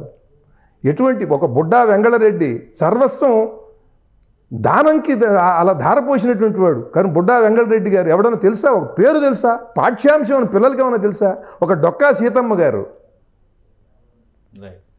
ఏమంటే మీరు వారు వస్తే వారు ఒక అన్న, వారి క్యాంటీను, వీరు వస్తే వీరొక అన్న, వీరి క్యాంటీను, లేకపోతే వీరి పథకం. ఎట్లా అయిపోతుందండి? ఈయన కాకుండా ఆయన రాగానే ఆయన పేరు మారిపోయి ఆ అన్న ఈ అన్న అయిపోయి పథకమా? అసలు వేరే ఈ చరిత్రలో ఒక మహాపురుషుడు లేడు, ఈ పురాణ పురుషులు ఎవరు లేరు. మొత్తం తెలుగు భాష, తెలుగు జాతి వీళ్ళతోనే పుట్టిందే, లేకపోతే వీళ్ళేమన్నా సృష్టి చేశారా వీళ్ళేమన్నా ఈ జాతిని? సరే, అంటే 175 నియోజకవర్గాల్లో పోటీలోకి దిగాలంటే కూడా పార్టీ నిర్మాణం ముఖ్యం. దానికి తగ్గట్టుగా మీరు వనరులు కూడా సమకూర్చుకోవాల్సి ఉంటుంది. వాటి పరిస్థితి ఏంటి? అంటే ఇప్పుడు జనం మీరు నినాదాలు ఇచ్చిన తర్వాత వాళ్ళకు ఉండేటువంటి ఆకర్షణను బట్టి వస్తారు, కానీ మిగతా నిర్మాణం అయితే మీరే చేయాలి కదా. ఏమండి కేశవ్ గారు, మీలాంటి జర్నలిస్టులు 175 మంది 10,000 చొప్పున ఇస్తే వాళ్ళకి ముందు ఫీజు కట్టేసి, అభ్యర్థిగా కావాల్సింది కట్టేసి చెబుతున్నా, అవునా కదా? ఏమని చెప్పండి, మీరు ఎవరో 10,000 అవసరమైతే మరి అంతే చాలు. నాకు ఇలాంటి మిత్రులు ఉంటే చాలు. ఇంకొకటి అండి, ధనాన్ని నమ్ముకుని బరిలోకి దిగుతున్నారు. ఒక్కడు గుండె మీద చేసుకుని చెప్పగలడండి నేను గెలుస్తానని 25 కోట్లు ఖర్చు పెడుతున్నాడు, 30 కోట్లు ఖర్చు పెడుతున్నాడు, బూత్ క్యాప్చరింగ్లు చేస్తున్నారు, దొంగ ఓట్లు వేస్తున్నారు, కులం పిచ్చి సారా పోస్తున్నారు, డబ్బిస్తున్నారు. ఇంత చేసేసాం కదా, అమ్మ హాయిగా మనం పడుకోవచ్చు అని చెప్పి కోట శ్రీనివాసరావు గారి లాగా చేతిని వెనకాల పెట్టిన కాళ్ళు ఆడిస్తూ హాయిగా పడుకుని కులాసా కబుర్లు చెప్పగలడా? లేదు. గజగజలాడిపోతూ ఉంటాడండి రేపు ఎన్నికల ఫలితాలు వచ్చేంత వరకు. 25 కోట్లు ఖర్చు పెట్టి ఇన్ని దౌర్భాగ్య పనులు చేసిన వాడే నేను గెలుస్తానని చెప్పేటువంటి ధైర్యం లేదు. మీరు గెలుస్తారని నన్ను అడుగుతారు ఏంటండి? నాకుంది. నేను ధర్మం కోసం నిలబడ్డా. ధర్మం తెలిసినటువంటి వాడు, నేను ధర్మానికి మద్దతు ఇస్తాననుకున్నవాడు వస్తే బంపర్ మెజార్టీతో గెలుస్తా. అలా కాదు, నేను దుర్మార్గానికే వేస్తా, నా కులం పిచ్చే నాకు గొప్పది, నేను సారా తాగి వేస్తాను అనుకున్నాడు అనుకోండి, దాన్ని ఎవడేం చేస్తాడండి? వాడు ఎవడు మార్చగలడు? కనుక ఓటరు చీటర్ అయినప్పుడు మీకు ధర్మానికి ఓటు పడదు. కనుక ఓటర్లందరూ చీటర్లు కాదు, అమాయకులు కూడా. మీరు మేలు కొలుపుతారంటారు. మేలు కొలపక్కర్లా, వాళ్ళ మేలు వాళ్ళకి తెలుసండి. ఆ మేలు ఎలా ఉంటుందో ఇలా అని చెప్పేందుకు ఒక పార్టీ లేదు. ప్రతి పార్టీ కూడా నేను మిమ్మల్ని తిట్టడం, మీరు నన్ను తిట్టడం తప్ప ఏముందండి ప్రజలకు చెప్పండి? రాజకీయాలు పెట్టుకుని కంక్లూడ్ చేద్దాం, కానీ మీరు అసలు విషయం చెప్పలేదు. సినిమాలకి మీరు దూరం జరిగారా? నేను సినిమాలకి దూరం జరగలేదు, మర్చిపోయాను మీకు చెప్తున్నాను. సినిమా పరిశ్రమ ఆంధ్రప్రదేశ్లో వెళ్ళునుకోవాలి. సినిమా పరిశ్రమ రాజకీయ పార్టీగా పిలుపునిస్తున్నారా, సినిమా పరిశ్రమలో వ్యక్తిగా మాట్లాడుతున్నారా? నేను సినిమా వ్యక్తిగా మాట్లాడుతున్నాను, తెలుగు కవిగా మాట్లాడుతున్నాను, ఒక రాజకీయ పార్టీ పెట్టినవాడిగా మాట్లాడుతున్నా. 3 రకాలుగా మాట్లాడుతున్నా. ఆంధ్రప్రదేశ్లో తెలుగు సినిమా పరిశ్రమ అభివృద్ధి చెందితే అద్భుతమైనటువంటి అవకాశాలు అక్కడ వస్తాయి. ఆంధ్రప్రదేశ్లో అభివృద్ధి తేవట్లేదు అని జగన్మోహన్ రెడ్డి గారిని అంటున్నారు ఇక్కడ రాజకీయ నాయకులు కూడా. వాళ్ళందరూ సినిమా పరిశ్రమని అభివృద్ధి చేసేందుకు ప్రయత్నం చేయాలండి. ఇక్కడ నిర్మాతలు, ఇక్కడ హీరోలు, ఇక్కడ దర్శకులు, ఇది చాలా టాప్ లెవెల్లో ఉన్నట్టు. తెలుగు పార్టీ తెలంగాణలో ఉండదా అంటే ఇది పూర్తి చేద్దామండి. చాలా అగ్రస్థానంలో ఉన్నటువంటి నిర్మాతలు, దర్శకులు, హీరోలు ఆంధ్రప్రదేశ్లో సగం షూటింగ్లన్నా ప్రయత్నం చేసి వాళ్ళు ప్రయత్నపూర్వకంగా చేయాలి. అక్కడ ఆదాయం 60% వస్తుందండి, రెవెన్యూ అక్కడ 60% వస్తుంది, ఇక్కడ 40% వస్తుంది. మీరేమో అక్కడ 60% సంపాదించి అక్కడేమో పరిశ్రమలు తేవట్లేదు, అభివృద్ధి తేవట్లేదు అని వాళ్ళని విమర్శిస్తూ మీరు ఇక్కడ కూర్చుంటే అది సమంజసమా? కాదు. అందుకని అద్భుతంగా అంటే సాధ్యమయ్యే విషయంలో ఇప్పుడు ఒకే భాషకు సంబంధించినటువంటి పరిశ్రమ మద్రాసు నుంచి వచ్చి హైదరాబాద్లో స్థిరపడింది. మీకు కూడా మొత్తం ఆ స్టోరీ అంతా తెలుసు, ప్రత్యేకంగా చెప్పాల్సిన అవసరం లేదు. ఇప్పుడు హైదరాబాద్ను వదిలి రమ్మంటారా, లేదా హైదరాబాద్తో షేర్ చేసుకుందాం అంటారా? షేర్ చేసుకోమంటున్నాను. ఎందుకనంటే వీళ్ళకి తెలంగాణ వాళ్ళకి నష్టం లేకుండా ఇప్పుడు మనకి ఆంధ్ర తెలంగాణ బోర్డర్ ఉంది. గరికిపాడు, తక్కెళ్ళపాడు, హుస్సేన్పేట ఇవన్నీ ఉన్నాయండి. అక్కడ కనుక మీరు ఒక 100 ఎకరాలు స్టూడియోలు కట్టి ఇక్కడేమండి, ఇక్కడ 10 ఎకరాలు 5 ఎకరాల్లో స్టూడియోలు కట్టట్లేదా? 50 స్టూడియోల పైన ఉన్నాయండి. ఏ నిర్మాత కట్టుకుని వాళ్ళు షూటింగ్లు చేసుకుంటున్నారు అక్కడ. మీరు అక్కడ గరికిపాడు దగ్గర కనుక చేసినట్టయితే వసతులు ఎవరు కల్పించాలి? ప్రభుత్వం, మళ్ళీ అది కూడా సినిమా పరిశ్రమ వాళ్ళే చూసుకోవాలా? నేను అది ప్రభుత్వానికి సూచన చేస్తున్నాను. ఇంకోటి అండి, ఇక్కడ 100 కోట్లు సంపాదించినటువంటి వాళ్ళు అక్కడ ఒక 10 ఎకరాలు 20 ఎకరాలు కొనుక్కున్న స్టూడియో పెట్టారు. రామానాయుడు గారు కట్టారు వైజాగ్లో కడితే చెప్తున్నానండి. వైజాగ్లో కడితే దాని వ్యవహారం అంతా కూడా హైదరాబాద్కి ఇబ్బందికరం అవుతుంది. వీళ్ళని విమానాల్లో తీసుకెళ్ళటం కానీ, వీళ్ళని రైళ్లలో తీసుకెళ్ళటం కానీ ఇవాళ చాలా సమయం వృధా అవుతుందండి, ఖర్చు ఎక్కువ అవుతుంది. పరిశ్రమలో ఉన్న వ్యక్తిగా మీరు సమర్థిస్తారా దీన్ని? పరిశ్రమకు సంబంధించి అక్కడ ప్యారలల్గా ఇంకొక వ్యవస్థ ఏర్పాటు చేస్తే? ప్యారలల్గా కాదండి, అక్కడ ఇక్కడ కూడా చేయాలండి. చేయకపోతే ఇప్పుడు ఏమవుతుంది, మీకు అక్కడ రెవెన్యూ అంతా ఇక్కడికి రావట్లే. మీరు అక్కడ సినిమా మీరు రిలీజ్ చేయట్లేదా? అక్కడేమో 60% రెవెన్యూ వస్తుంది, రిలీజ్ అవుతున్నాయి కదా. ఇప్పుడు సినిమా ఇది వరల్డ్ పనోరమా అయిపోయింది కదా. మరి అయినప్పుడు మీరు అక్కడక్కడే చేసుకోవచ్చుగా, దేశం మొత్తం 100% అక్కడే చేసుకోవచ్చుగా. మీ పుట్టు పూర్వోత్తరాలని అక్కడ ఉన్నాయి, మీరు పుట్టి పెరిగింది అక్కడండి. మీరు అక్కడ సంపాదించుకుని మద్రాసులో అక్కడికి వెళ్ళి సంపాదించుకుని ఇక్కడికి వచ్చి ఇక్కడ స్థిరపడి ఇక్కడ సంపాదించుకున్నారు. ఇప్పుడు ఆంధ్రప్రదేశ్ అభివృద్ధికి మీరేం చేస్తున్నారు? అక్కడ 5 కోట్ల మంది ప్రేక్షకులు ఉన్నారండి, మిమ్మల్ని అభిమానించేవాళ్ళు. వినోదపరుస్తున్నారు కదా అన్ని సినిమాలు తీసి.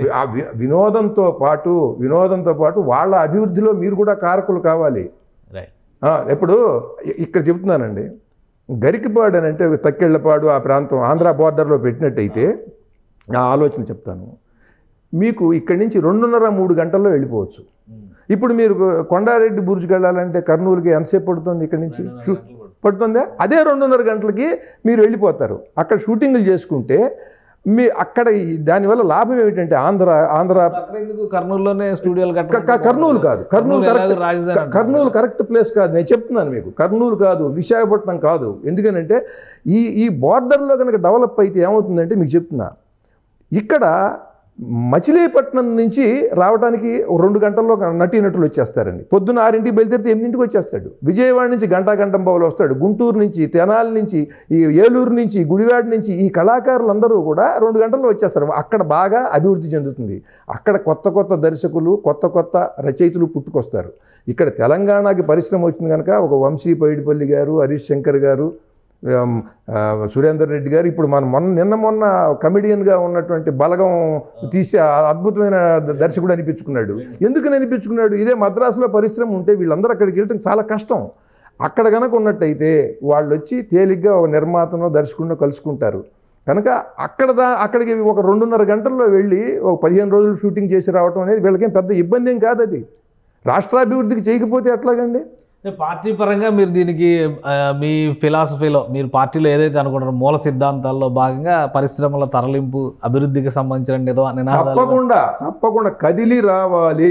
ఆంధ్రప్రదేశ్లో కదలకపోతే ఏమవుతుందండి? మీకు అంటే మీరు ఎంతసేపు కూడా రాజకీయ నాయకులను విమర్శిస్తూ సినిమాలు తీస్తాం, రాజకీయ పార్టీల్లో ఉండి మనం ఆంధ్రప్రదేశ్ నాయకులను విమర్శిస్తాం. ఆంధ్రప్రదేశ్ అభివృద్ధికి మనమేమి చేయమా?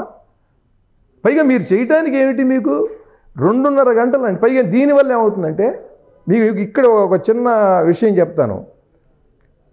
కోదాడ నుండి ఈ గరికిపాడు, తక్కెళ్ళపాడు 12 కిలోమీటర్లు. ఇక్కడి మళ్ళీ ఇటు జగ్గయ్యపేట నుండి 12 కిలోమీటర్లు. ఇక్కడ నాకు చిన్న ఊరుంది, పట్టణం. అక్కడ ఒక పట్టణం ఉంది. ఈ రెండు కూడా ఇక్కడ ఏకమైపోతాయి. ఇక్కడ ఫిల్మ్ ఇన్స్టిట్యూట్ కూడా పెట్టమంటున్నాను నేను. ఒక ఫిల్మ్ పూనా స్థాయిలో ఫిల్మ్ ఇన్స్టిట్యూట్ పెట్టి, మీరు ఎస్సీ ఎస్టీలకి హీరోలు ఎవరు లేరా, మీరేనా అని అంటున్నారు కదా, ఎస్సీ ఎస్టీలు మీరు తయారు చేయండి, మంచి ఆర్టిస్టులు తయారు చేయండి, రచయితలు డైరెక్టర్లు తయారు చేసి, ప్రభుత్వం ఒక 3 కోట్ల రూపాయలు ఎఫ్డిసి ద్వారా ఇవ్వలేదండి? ఇవాళ బలగం లాంటి సినిమా తీయడానికి 3 కోట్లు చాలదా? మంచి స్క్రిప్ట్తో వాళ్ళు 100 సినిమాలు తీశారనుకోండి, దానికి మీరు ఒక ఓటీటీ ప్లాట్ఫామ్ పెట్టండి. థియేటర్లు దొరకవు, ఇవన్నీ ఏముంటాయి?